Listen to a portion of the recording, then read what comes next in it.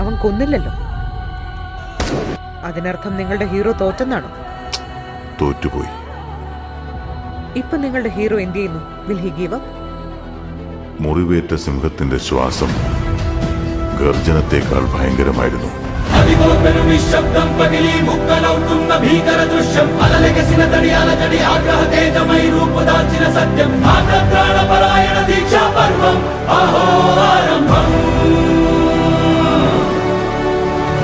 അതിഗോപരു നിശബ്ദം പകലി മുക്കലൗക്കുന്ന ഭീകര ദൃശ്യം അലലകസിന തടിയാല തടി ആഗ്രഹ തേജമൈ രൂപദാചിന സത്യം ആഗ്രത്രാണപരായണ ദീക്ഷാ പർവം അഹോ ആരംഭം.